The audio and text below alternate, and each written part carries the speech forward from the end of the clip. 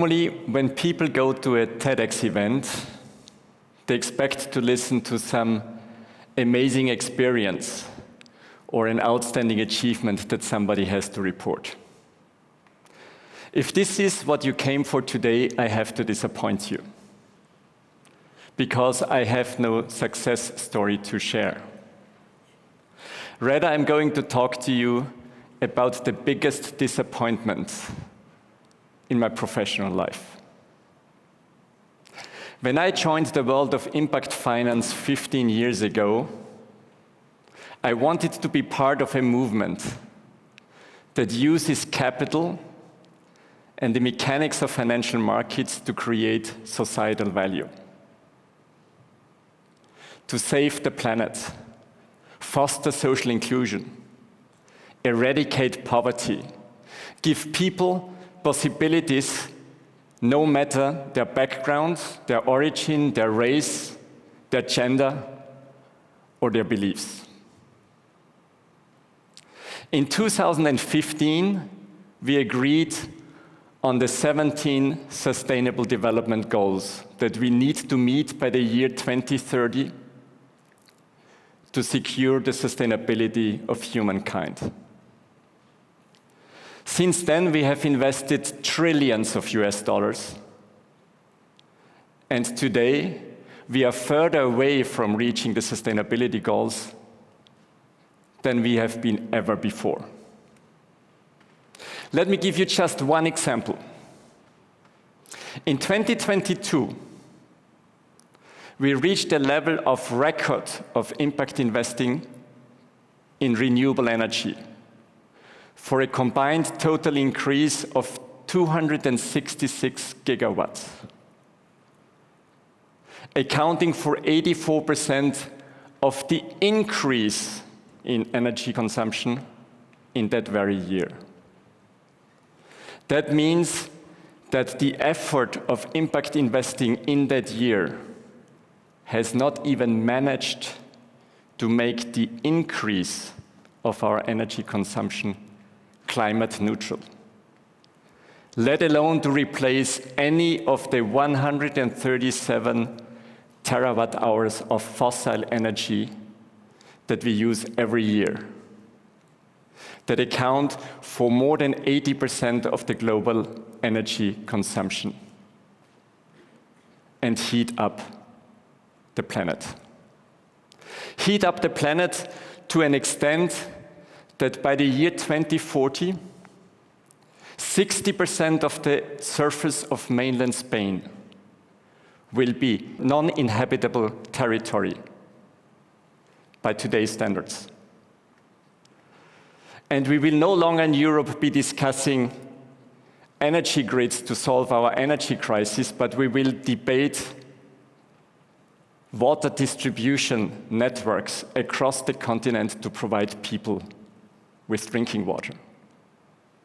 In 2040, the main constituency of refugees that we will have to deal with will no longer be refugees from war zones, nor economic migrants from anywhere over the world.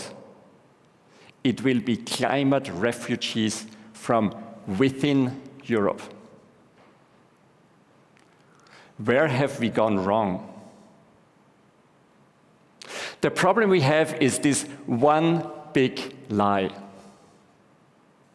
The lie that there is no trade-off between maximizing economic wealth and saving the planet.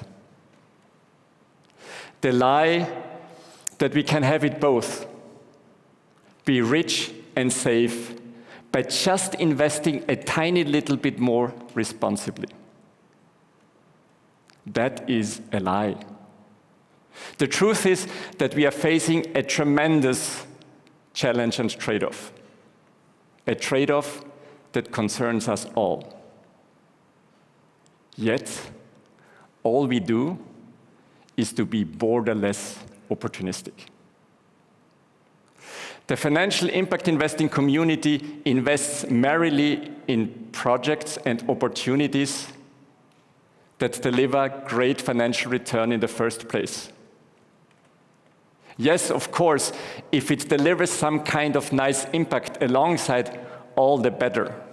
But the truth is that we would rather be complaining about not finding impact investment opportunities in the market than in investing in any impact that does not come as a convenient byproduct to attractive financial returns.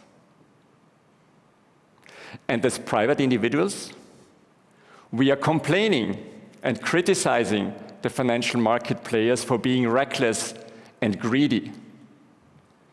But the truth is, we are doing exactly the same. We comfort ourselves with donations or some kind of philanthropic investments that we do in social enterprises for dealing with the problems that we don't want to see. But we are not ready to pay for the societal impact that they create. Being conscious about the impact that we have on society, on the environment, is something that we wholeheartedly embrace only as long as it doesn't require us to make any cut in our own style of living. Anything that goes beyond that is the responsibility of somebody else. Government, regulators, companies, financial institutions, you name them, who in turn are trading the impact that they could have against their personal interest in re-election and stock market performance. How are we going to break this cycle? Who is going to break this vicious circle? How about us breaking that circle? How about us recognizing that there is a trade-off to make and that investing only in impact that delivers mainstream financial return is not creating impact that would not have happened anyways? If we as individuals are not more demanding on what products we buy, on what